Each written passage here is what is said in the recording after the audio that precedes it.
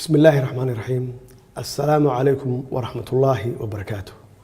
وحنا هنبليو يدعو كؤادا بشان بركيسان رمضان aan u dirayaa dhammaan dadka Soomaaliyeed iyo ummadda muslimiinta ah bishan soonqaadka waa mid ka mid ah tiirarka islaamka oo ku suntan cibaadada toobada iscafinta sadaqada taakulaynta dadka danta yar iyo isku naxariisashada dhexdeena ah oo ka mid ah acmaasha ugu wanaagsan ee loogu dhawaado Alle walaalayaal sida aad la socotaan dalkeena waxa uu la tacaalayaa saameyntii abaaraha ee dhibaatada weyn ka soo gaartay kumanaan qoys oo reer guuraa ah gudaha dalkeena iyo caqabadaha dhaqaale ee caalamka ka jira saas awgeed waxaan idinka codsanayaa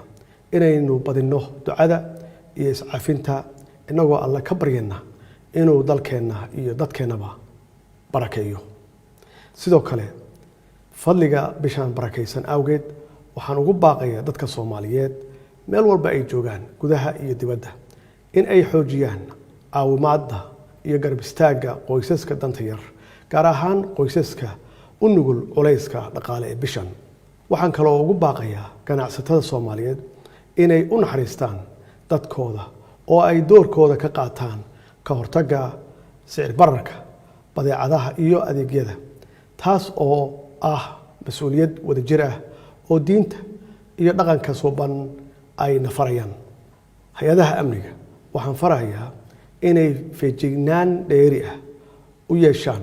dhagarta iyo falalka guracan ee ay soo maleegayaan argagixisada al-shabaab shacabka Soomaaliyeed waxaan ugu baaqayaa inay la shaqeeyaan ciidamada qalabka sida qaybahooda kala duwan ee u taagan sugidda amniga dalka ilaalinta nafta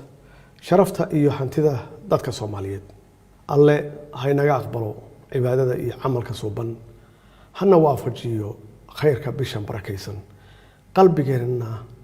ha ku xoojiyo isjacayl dhexdeena ah dalkeena mid nabad ah oo ku tilmaaman horumar iyo barwaaqo wassalaamu calaykum waraxmatullaahi wabarakaatuh